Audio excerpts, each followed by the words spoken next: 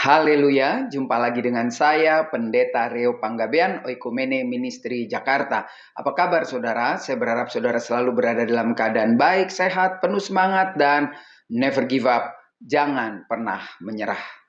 Kebenaran firman Tuhan hari ini mengajarkan kita kembali lagi untuk menyadari bahwa pengampunan yang sudah kita terima dari Tuhan harus juga kita bagikan kepada banyak orang. Saya selalu mengatakan di dalam khotbah-khotbah saya, sering sekali saya ulangi, apa sih hak kita tidak mengampuni orang sementara kita mendapat pengampunan yang cuma-cuma dari Tuhan.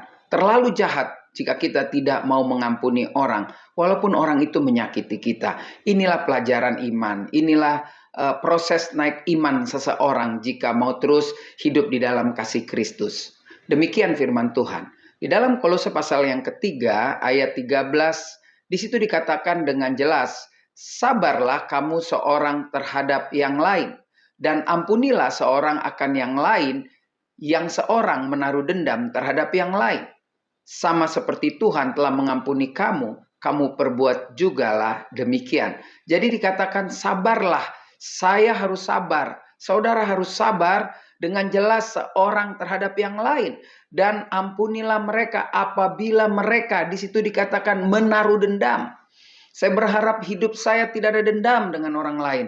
Dan saya berharap tidak ada orang lain yang dendam dengan saya. Kalaupun ada, ajar Tuhan saya mengampuni. Kalaupun juga saya mungkin salah, ajar saya melepaskan pengampunan atas diri saya dan mau berkata salah kepada orang itu atau mengakui kesalahan. Tetapi jika itu tidak ada, kita tetap harus melakukan apa yang firman Tuhan katakan. Sabarlah kamu seorang terhadap yang lain. Bahkan ampunilah orang yang menaruh dendam kepadamu.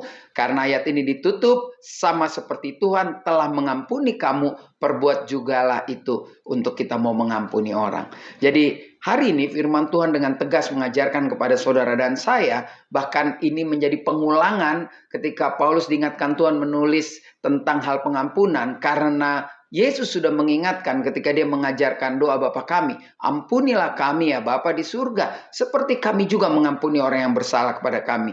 Jadi harus ada konsistensi di dalam hidup orang yang beriman kepada Kristus. Jangan hanya minta diampuni, tapi belajar juga untuk mengampuni. Biarlah ini menjadi perenungan singkat buat saya, buat saudara, buat kita semua dalam menjalani kehidupan yang lebih baik. Saya Pendeta Reo Panggabean, Oikumene Ministry Jakarta. Sampai jumpa pada perenungan berikutnya. Tuhan Yesus memberkati.